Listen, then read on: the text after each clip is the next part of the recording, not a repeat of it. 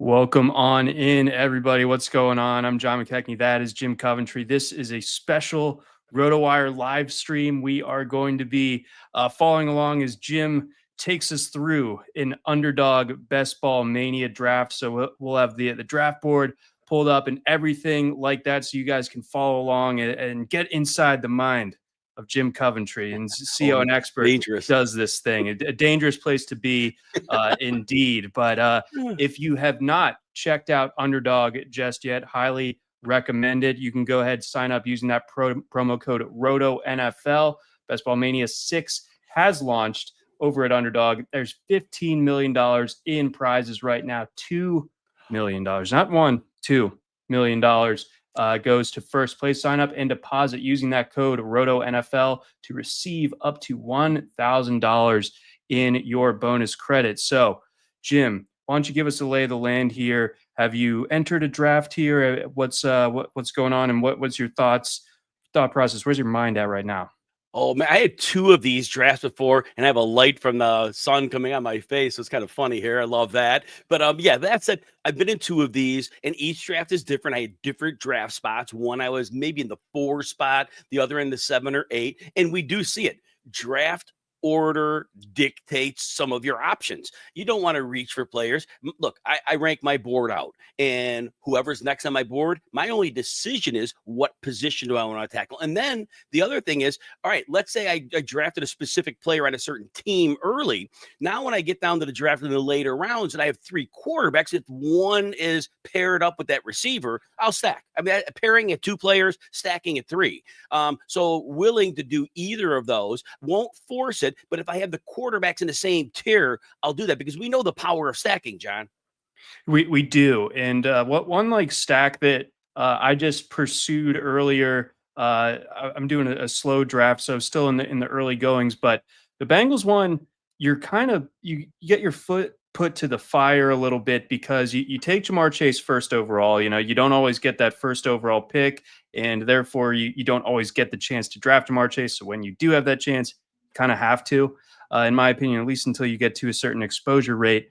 But when it comes to taking Joe Burrow alongside of him, you do, just by the way that the draft order works out, you do kind of have to jump him in ADP. So what's kind of your thoughts there in not forcing a stack necessarily, but kind of aggressively pursuing one in that case? Yeah, the cost of the stack is really important. Burrow's the 5th quarterback off the board. There's only 4 points per passing touchdown. So the touchdowns are a bit minimized for a passing quarterback. Not that Burrow's not the perfect quarterback 5 off the board, but that is something we need to consider. But the draft cost, look, if you wanted T. Higgins, he's the tight end. I mean, the wide receiver 12 off the board. So it's a very, very solid investment. You would probably have to go 4 straight rounds or 4 or 5 rounds if you want to chase Brown in there too. So you would really have to go in and maybe like really push it. And so that gets a little bit dangerous. There are other teams like the Bears, the 49ers, the Cowboys. These are teams with cheaper pieces. Yeah, like certainly CeeDee Lamb's an expensive piece. Christian McCaffrey is an expensive piece, but the rest of the pieces, they're very reasonable. So sometimes if you're looking to pair or stack, sometimes you could find a more reasonable where you can spread out your team and just not overextend on the one squad. Yeah, I think the 49ers one I've found to be really, really attainable in drafts. And McCaffrey, I have noticed, has started to creep up a little bit. He's someone that, earlier on, maybe around the time of the NFL draft, someone you were getting maybe at the end of the first round. Now he's kind of like the top 8. You're not really going to get him much later than that. But once you have that piece locked in, you don't really have to mess with your draft strategy and just kind of let George Kittle come to you on the board, take your pick as far as which 49ers receiver you want. We're filled. I need a draft board, and we'll soon I get a draft board here. We're going to get rolling here. So the draft board's going to be here. Let's see if I can get this out on this page here. And then I'll do that. And I got to present. And let's click that before we get started here. Share the screen. And let's see. All right.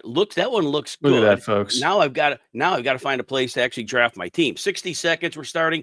I am going to be picking at 9. Oh, love that. Love the 9 spot. Maybe I'll have to pick it on my app. Let's see, because I think if my screen's going to show here, I wonder if that's going to be an issue. Here, let's open a new Underdog tab. Yeah, you should be able to. You should be able to just that particular tab will continue to share, so our viewers can check it out, and you'll be able to draft in a separate tab. Yes. There we go. Oh man, Henry, that's about where I can get in. I put the thing on my Twitter. I put that on there earlier. I gave I said I was going to do the well, they didn't have a 30-second draft, but sorry about that. I tried to make that apparent, but apparently I didn't do a good job of that, which is story of my life. All right, let's see. These things fill so quick. You can let somebody know, like, hey, I'm jumping in, and say, oop, already filled.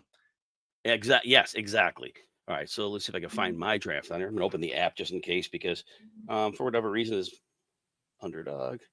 So we're off and running here. We've got Jamar Chase and Justin Jefferson going with those first two picks. Pretty standard. Although when it comes to Jefferson, he's someone that I haven't targeted quite as much on Underdog. I think the scoring quite maybe isn't as kind to him as it is on full PPR sites. I know I'm doing this great. I got to figure out where my draft is at, and this is becoming real problematic right now. Active draft now. This is becoming very problematic because I have to stop sharing from it till I get this thing out rectified. So give me a minute here. No problem. I don't know what the deal here is, but active draft. Come on, there it is. There. All right. I will share this in just a second. Again, you know what? If it is what it is, I got to deal with. So I'm going to share the whole thing, even my boards on it. I don't care. All right, let's do this, and all right, let's do that, and let's share that, and I'll share the screen in a second here. I'm on the board in a second here. Share the screen. And here we go. Okay, let's do that. All right, let's try that. Okay, and I'm on the clock here, and it looks like I am going to go with CMC here. Oh, speak of the devil. Yeah, because at this point, you know what? We are playing in a tournament with potentially 667,000 people. So, yes. So now that we look at it that way, we have to think in terms of taking down a whole tournament. In the 4 seasons McCaffrey's played a full year, guess what he's done? He has been either the running back 1 or the running back 2. That's it. So nobody has that resume. No, if you can promise a full season of McCaffrey, you're getting amazing value there. I think that we're looking at probably a top 3, maybe even top 1, like you said, type of piece to get your draft started with, and you get kind of a primo piece or primo draft slot in the second round coming up as well. So I mean, you're sitting pretty right now having a McCaffrey start at 9. I can't understand why I can't get this draft to stream properly for me. I'm trying to get my picks on here. Now I'm like lost again. So this is really a fail moment here. Come on, I gotta find. I'm on the clock. I'm gonna be on. Well, fortunately, I have my ranking set, so it'll. I am completely lost, John. Why don't you drafts? Is there that button that says "Go to Draft"? Live results. Yeah, hit a go to draft. You see that under your 2 picks there, like right under Drake London. That screen is being shared, but I can stop sharing for a minute. So you'll be able to do that, and then fail, dude. No. You'll be able to just go ahead and hit go to draft, and then hit that. Don't even see it. Do not even see it on here. Live. You had it going on the Best Ball, NFL. Whatever screen you were just sharing, that did have that option in there. Yeah. This what an epic fail. I'm just totally clowning it here. I not even in 12 pixels away. Here we go. All right. So all right. This is apparently shared now. This screen's staying here. I really don't care what's on the screen. So my second pick was, and I'll share this. Drake London. All right. Was it? Oh, good. Perfect. That's what I wanted. Perfect. Right, so let's present this, share screen, and I'm just going to leave this on here. I can't really fool with this anymore. All right, let's just do that and call it a day. Works for us. Everybody.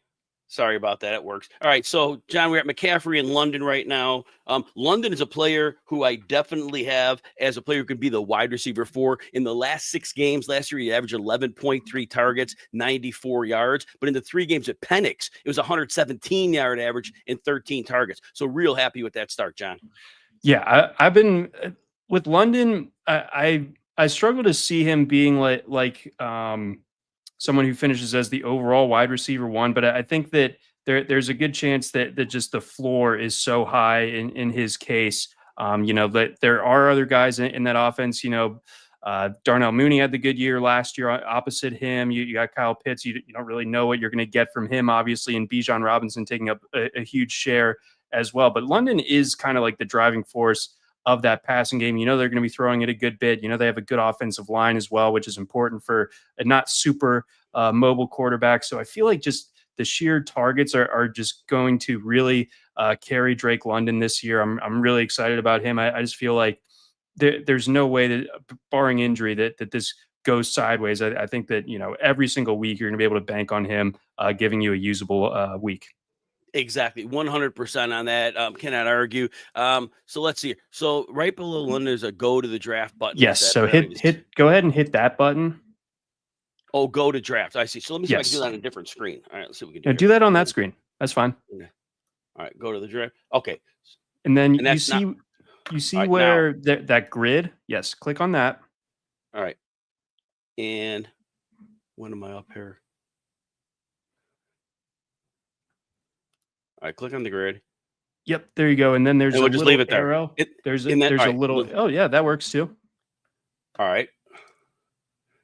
So now I think you can get if you hit that grid again, make your pick, and then once that pick's in, go back and hit that grid button, and then there's an arrow to have a pop out window, and then you can choose to go ahead and share that in a separate tab. So you can draft on one tab and share. All right, so I'll get that on there. Perfect. Wow. The other sites, unfortunately, I haven't had a problem, but here I epic failed this one. Not at all. Not at all. All right, now put me on autopilot, which is fine because man, this is just an epic fail. No. All right. Who'd we take in the third round? We took Breece Hall, and that's another target player I had. Just take me off of autopilot, please. All right. Turn autopilot off. 3 picks away. And all right, let's try to get. So where it had that board previously, there's like an X icon and an arrow icon. You can hit that arrow, and then you can choose to share that new draft board. And that doesn't do it either. Okay. Well, yeah. You'll just have to change the present what screen you're presenting to get to that other board. All right, let's try this again. Stop sharing. And I thought I had the draft board open. Let's try it from here. All right, so I've got 2 drafts open. If I open this one, there's a draft board. I should be able to share this one now. Yeah, use like the StreamYard present function to pick the right board, right tab with the board in it. All right.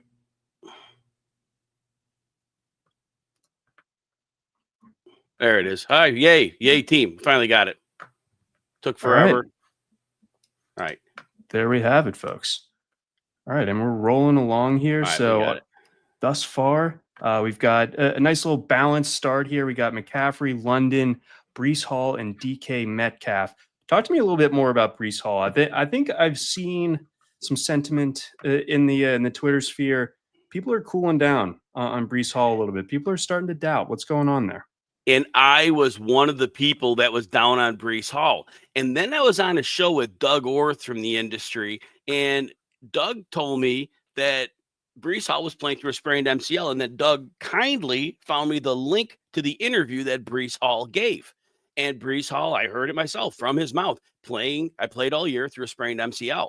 And now I understand why he was 49th percentile yards after contact, 38th percentile broken tackle rate, because that wasn't the Breece Hall we saw as a rookie before the ACL tear. That isn't the player we saw after the ACL tear. I could not figure out why Breece Hall was having the year he had. It made no sense. And I know he had 1,359 scrimmage yards.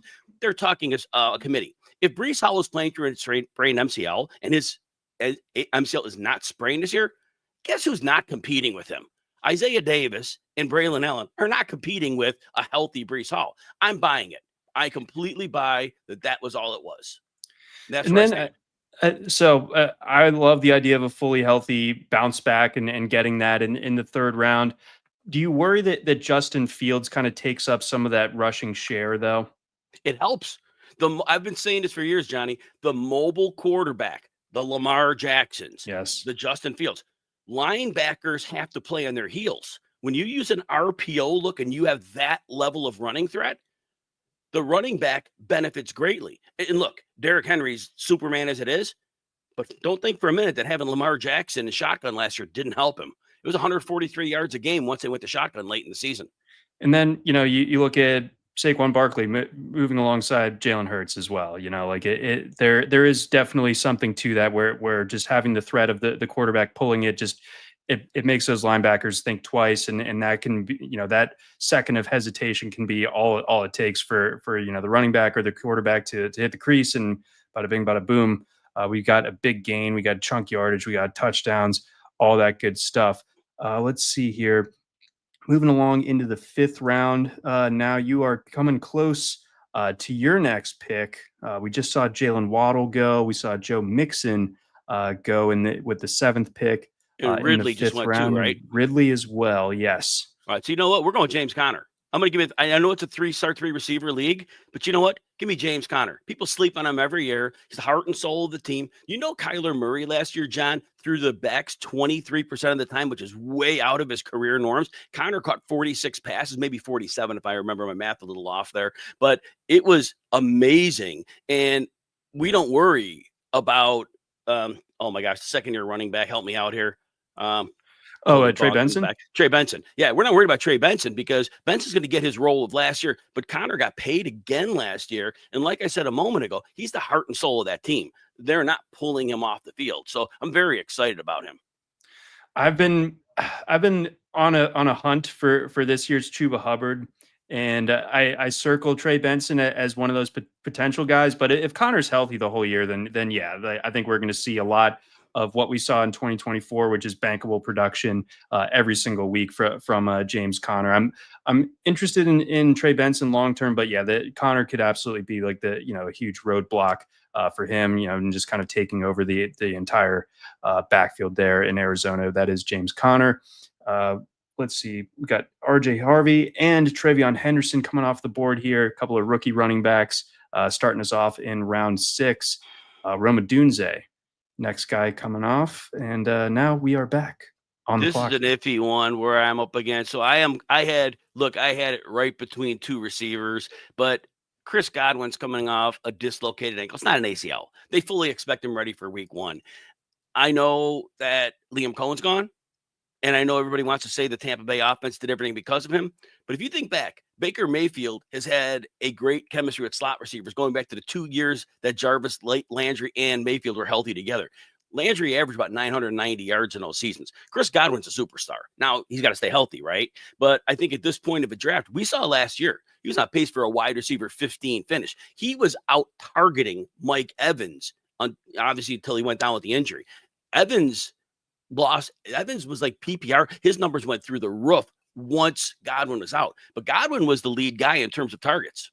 Yeah, Godwin was until the injury, he was looking like the pick of the year as far as like where you got him in drafts versus what he was returning every single week. Like he was off to just a monstrous start last year until that ankle injury on Monday Night Football. So yeah, provided that we've seen him come back from big injuries before. He came off the ACL and was good pretty much right away. So I think that there's definitely reason for optimism there, and I think.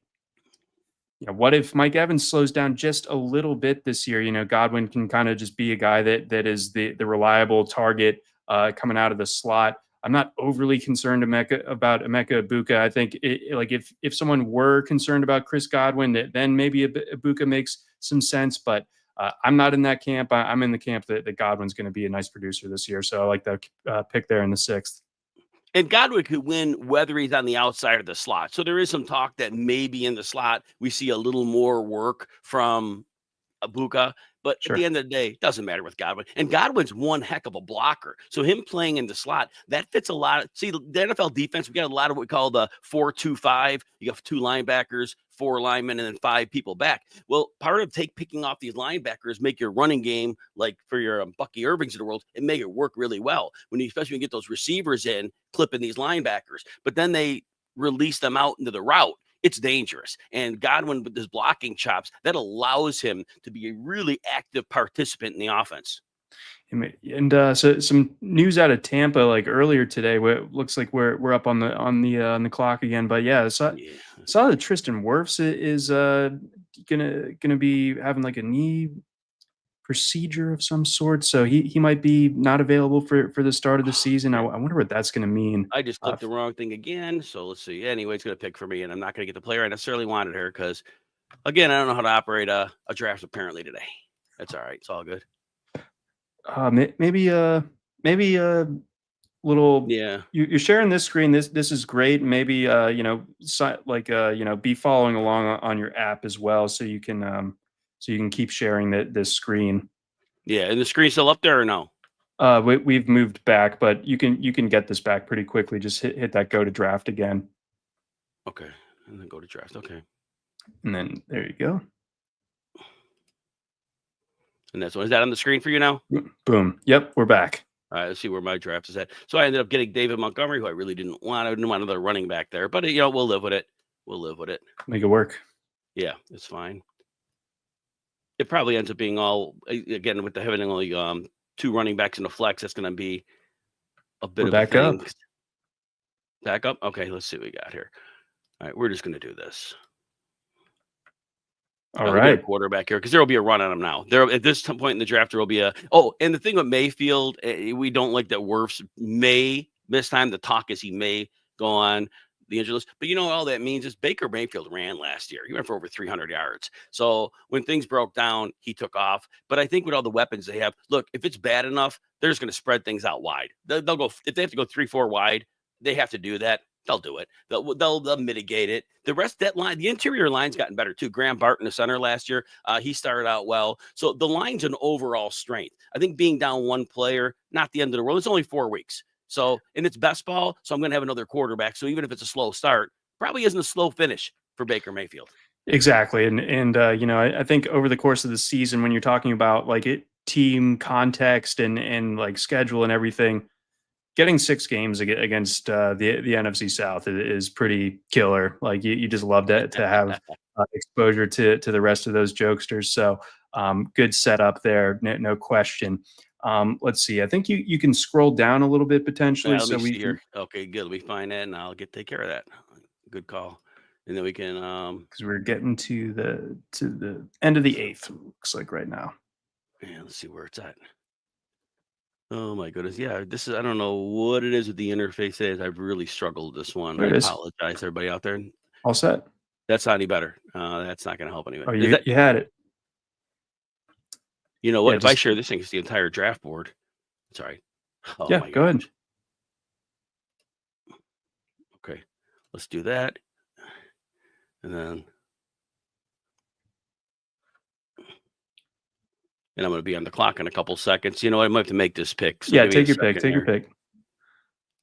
We just saw Jalen Warren go off the board, Travis Kelce, Kyler Murray, Rashid Shaheed, Patrick Mahomes. So you were correct in identifying a quarterback run starting to form there. Travis Etienne at pick 100. That's a bit earlier than I'm used to seeing him. Yeah, people are they're hearing that news that he's going to be the lead guy, and I think people are buying into that. All right, let's see where I can find 4 picks away, and I would really want to get the screen scrolled for you, but I'm going to need a minute. I have to make these 2 picks, then I'll try to get the screen scrolled. Yeah, and I think in Etienne's case, like I think sometimes us guys that are drafting like almost year round, when you see a guy get the quote unquote helium and their draft price goes up, sometimes you really do have to make that call. Like, do you like them at their new acquisition cost? And I think in Etienne's case, I do, because I tend to just be optimistic about the Jaguars offense. And so Etienne going in that cluster of running backs, I think it is totally worth like the new price. Where he's going. Kind of in that Jordan Mason and the two Giants guys. I think that ETN certainly is worth a pick there as well, especially with the news coming out that ETN was someone that I was taking pretty routinely at his old cost. Don't mind the new one. Yeah, there's no doubt about it. It's a risk worth taking because if they figure things out, you're intimating here, then all of a sudden you got yourself a starting running back at a backup cost. And really, it's worth it because he's had good seasons. It's not like, and we can really point out that the coaching has been pretty catastrophic in that franchise. So that's definitely something to consider. I'm up in a couple picks, then I'll get the screen scrolled as soon as I can get that figured out. I'm up in one pick here, and you know what? Let's see what we got here. You know what? I think I know what I have to do here. Actually, what I want to do here is I got to get my second quarterback because they're going to go again. All right. So let me see if I get the screen fixed now for you guys. All right. Let's see where I got StreamYard at. And then I can. All right. Okay. And then I just got to reshare this screen with the draft board. Let's see where I have StreamYard at now. Okay. That's my StreamYard, and we'll get that on there and get it fixed. Perfect. So looks like you just took Dak Prescott. So like you said, some more quarterbacks are going to be coming off the board. Dallas Goedert going to pick 115. That's about a round and a half, maybe even 2 rounds earlier than we're used to seeing him as well.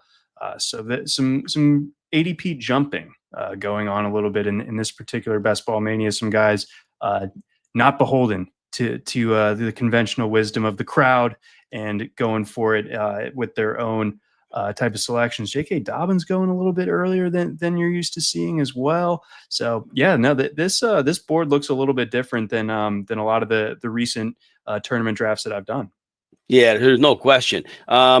We were talking about the quarterback. I really do think, though, the need to take a quarterback, you got to be proactive because I always notice that second run of quarterbacks does come right around this point. And if you know, like when I made that second pick, what was I, like 19 picks? So my next one was up. At that point, the quarterbacks we were looking at on the board were Stroud, Herbert, May, Goff, Lawrence. Prescott, I actually had well above that tier. And Prescott, to me, is one of the values of the draft, John. In 3 of the last 5 years, Prescott's been the quarterback 2, the quarterback 3, and the quarterback 7. Now he's had injured years in there where he's missed a ton of time, ineffective in some of those injured years.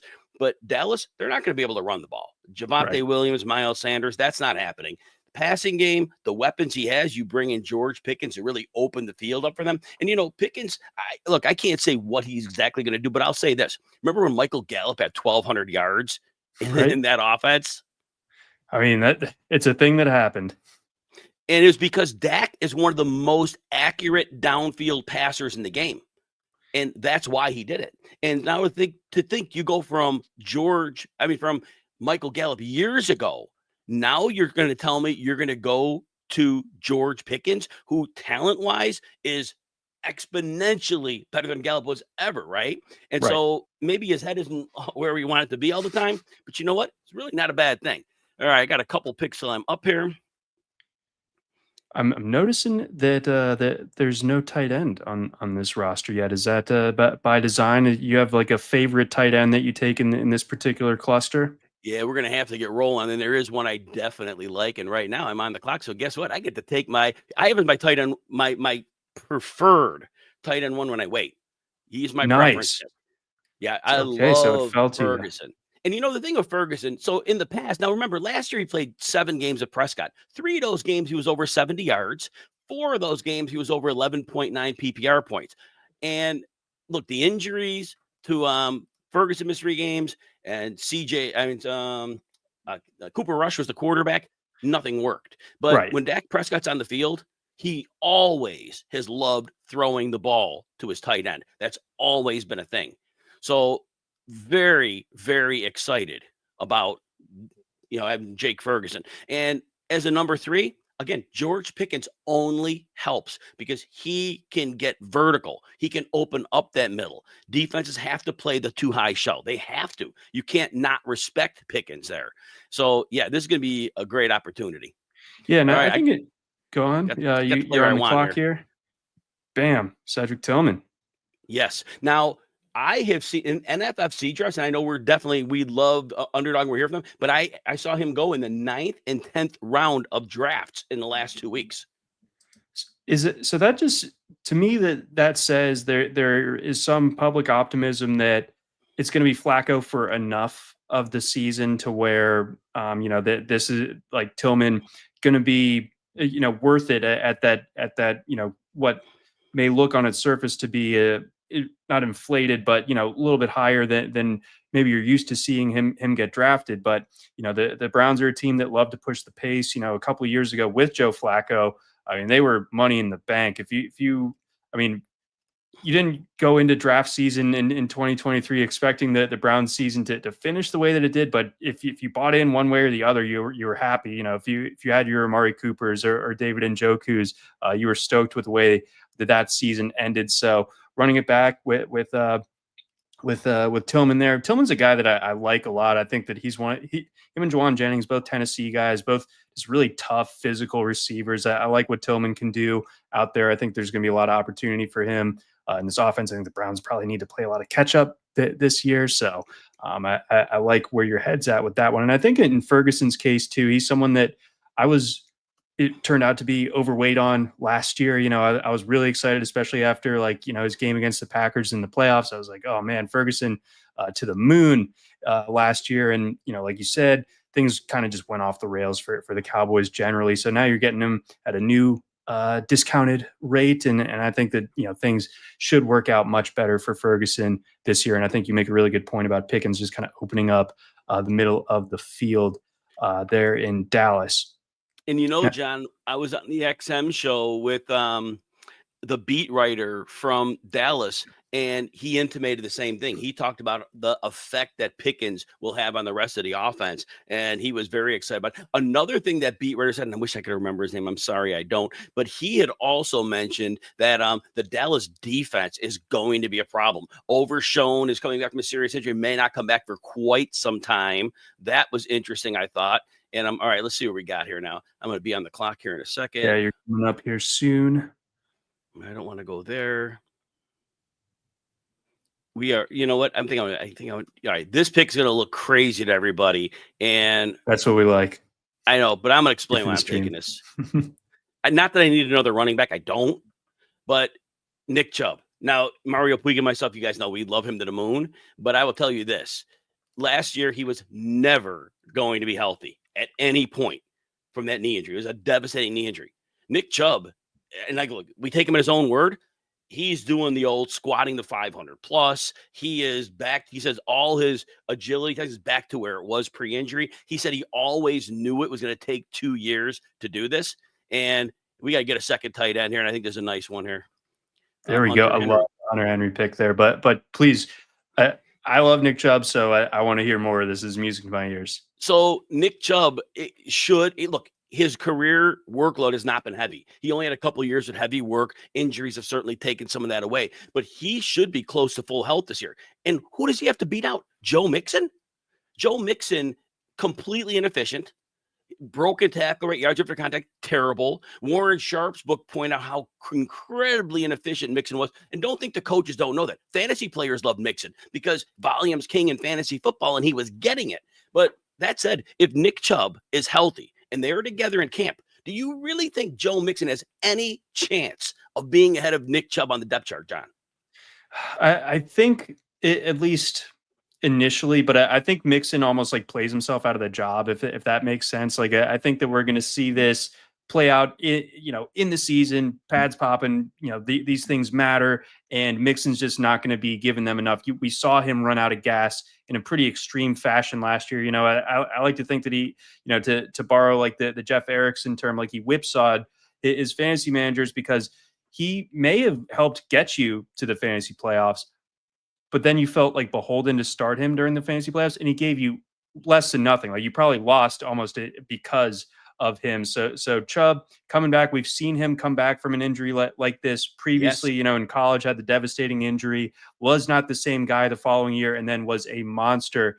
His final season at Georgia in 2017 was not the same guy in 2016. So obviously a bit older and has some NFL hits on him now, but where you got him, in the 13th round. I think the hedge there when it comes to fading Mixon, I think it is the right call. Interested in what Woody Marks can do as a pass catcher there, but I don't think that he's really like worth a pick in an 18 round half point PPR type of best ball. So if you're going for depth in Houston in that backfield, it is Nick Chubb. Talk to me a little bit more about Hunter Henry though.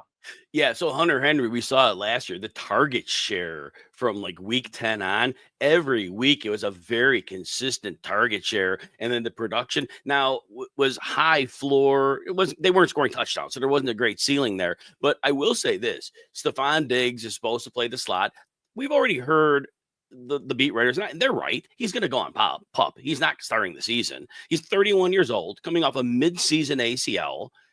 How many receivers are coming off an ACL and looking great, and then no preseason reps at the quarterback? Right. Hunter Henry's going to maintain a role here. Look, I know people buying into Diggs. I can't buy into this. If he was on the same team he was on and had chemistry already, maybe that's fine. I just don't see it. Yeah, and I think I know Vrabel doesn't have a ton to do with the offense necessarily, but I feel like it's in a Vrabel team's DNA to have a tight end working, and I think Hunter Henry still has the goods to do that. Obviously, has the rapport with Drake May. Pat Freiermuth just comes off the board, so Jim is next. Ooh, De'Ami Brown. Here we go. And this is trouble because I am so out on Trevor Lawrence because he can't make decisions. The man does not know where to go with the football. But you know what?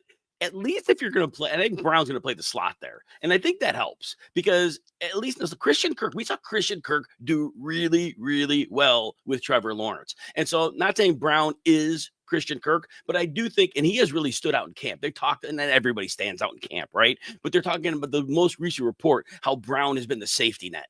And that's exactly what I want him to be because defense got to worry about Brian Thomas. To a degree, we don't know what Travis Hunter is, but they're going to have to spend attention on him. Well, that's going to leave a lot of room in the middle of the field. And then Evan Ingram's gone, Brenton Strange, whatever. But I would think that the middle of the field could be commanded, by now in this situation. So I like this idea. I like it too. I think that, we've seen it in the past where guys just kind of have slow starts to their career and eventually find their footing. I mean, De'Ami Brown was a huge part of Washington's late season surge last year. And I thought he was a shrewd pickup for the Jaguars. So I'm definitely, in that camp. And is that around where you've seen him go of late? I know that people are starting to come around on the idea of De'Ami Brown. I know you're on the clock here, but when it comes to taking him at sort of a new, like he's sort of an ADP riser, is that about where you've seen him go of late in the 15th or so? In these best ball drafts, yeah, he goes about pick 184. I was pick 177. So he was right in that range. So he was right in the normal range, but we're getting to the end rounds. And at this point, pretty much everybody's a dart throw. You saw I took Amari Cooper. He's not on a team. I get it. But last year, he had an injury. He had a significant wrist injury, and he got traded midseason, and things didn't work out. But when he was with Cleveland last year, he had a number of really good games on a bad, dysfunctional team. So all that said, I imagine he lands somewhere, even if it's partway through the season. Now, I'd rather have him do it in training camp so we can get a little rapport, but I don't think Amari Cooper was close to dust. No. Now, again, he's aging, but I still think as a seventh receiver, I got to take a dart throw here. And I think I would like to take that dart throw because if he ends up somewhere, if there's an injury in camp and he steps in, I really think he can contribute somewhere. I think so too. I think that there's like a handful of spots where he could be useful, even like not without a training camp injury that I think he can really fit in nicely. So I like that. I've gotten him in a couple of shares kind of with a similar train of thought. Before we get on over to your next pick, we are into the 17th now. So I do want to remind everybody as we are drafting a Best Ball Mania 6 team right now, Best Ball Mania 6 has launched at Underdog with a $15 million total in prizes and $2 million to first place. Sign up and deposit using that code ROTONFL to receive up to $1,000 in bonus credit. Here we go, kind of down the stretch run here.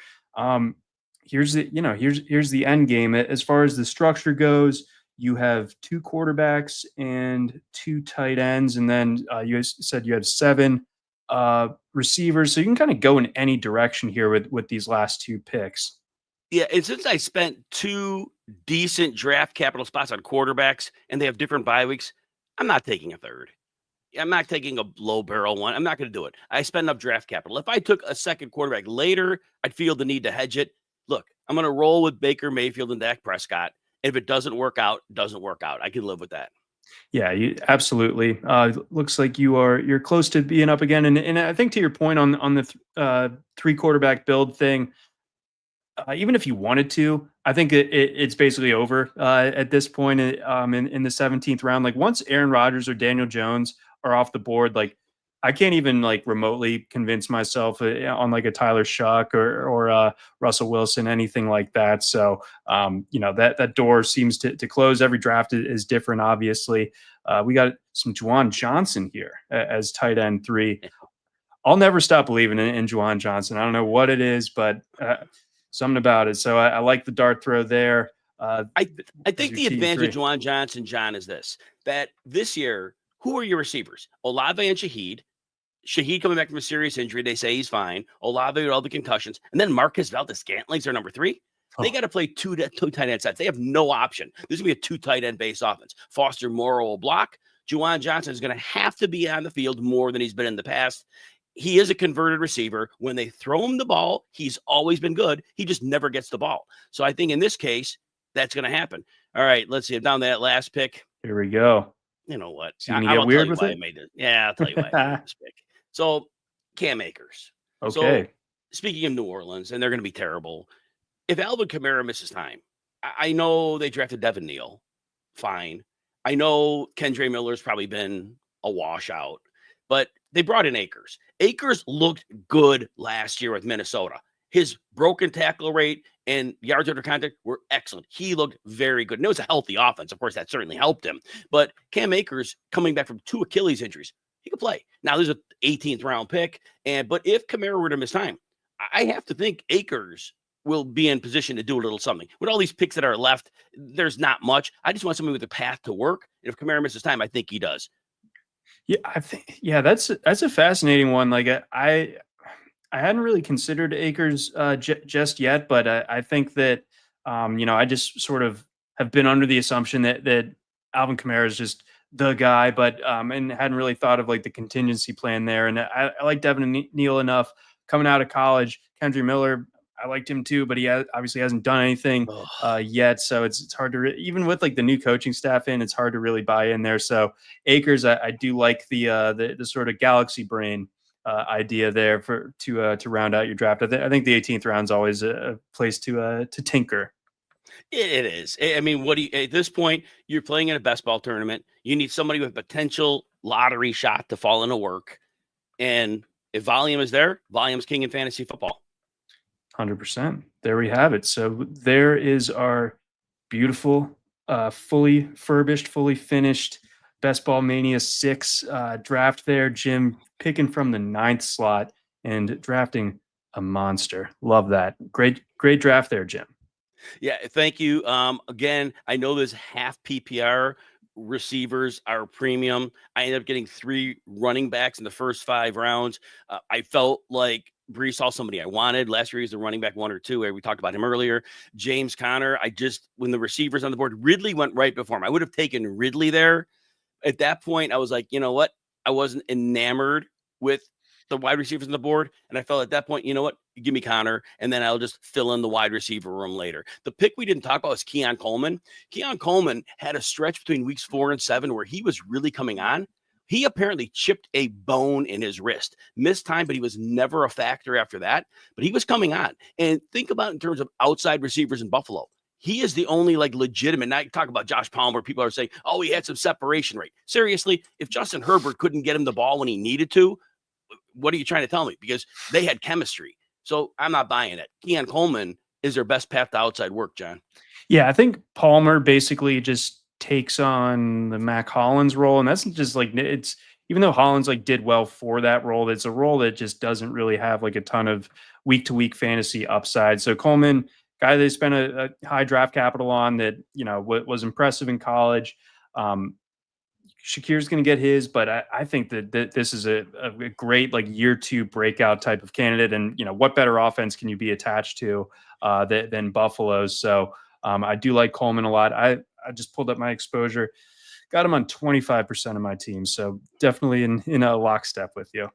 Yeah, 100% on that. I don't think this was a safe draft. McCaffrey, Brees Hall coming off of last year. Connor missed a couple games a year usually. Godwin coming off an injury. It wasn't a safe draft at all. Prescott, who either is through the roof great or hurt and terrible. So there's volatility, of course. But I think if I have multiple tickets in the tournament, I think this is a volatile roster that I like to run with. There we go. You don't always have to practice safe drafting. You can just go ahead and do another Best Ball Mania entry, and you're golden. Again, I do want to remind everybody that Best Ball Mania 6 launched at Underdog, 15 mil total prizes, 2 mil to first sign up. Use that code Roto NFL to get up to $1,000 in your bonus credits. Jim, any parting shots here before we roll? No, you definitely want to join this tournament. And maybe with the interface that I had, probably maybe it's an old man issue. You probably don't want to multitask too much. You want to make sure. But I had good thing. Here's the good thing. And this is the thing I'll pitch though. You can download your own player rankings. And so if you do something like me, stupid, and you bonk, well, my rankings were already set, so it wasn't even an issue. So I think that was great. So yeah, I did make sure you set your rankings when you can. The CSV thing is very, very useful because if there is some kind of a problem, you're covered. I think that's the last thing I'll say on that. John McKechnie, appreciate hosting with you. Don't get to do this too often. It was a great opportunity to do that. Remember at RotoWire, you guys want to check us out. We got articles dropping all the time. You want to catch us out? We could get 15% discount. You're watching this on YouTube probably, so you can use YouTube 15 as your code. But we just, man, new website, new app. We are locked and loaded. We really have a great product, and it's getting better every day. So definitely want to check that. That's all I have to say, John. Yeah, and the new app is really slick as well. I downloaded it recently. I love like the sort of draft assistant functionality that's got. So I mean, there's a lot of exciting stuff obviously going on at RotoWire right now. So yeah, like Jim said, if you haven't signed up with us yet, use that code Roto15 or YouTube 15 to get yourself a little discount on what we got going before the season gets underway, and you can kind of dominate your drafts and set yourself up. But that's going to do it for us here on this stream of Best Ball Mania over on Underdog. Also, they launched the college ones as well, so I'm going kind of crazy on those. So check those out on the Best Bowl Mania is what those are called over there on Underdog. But for Jim Coventry, I'm John McKechnie. Thanks for listening, y'all.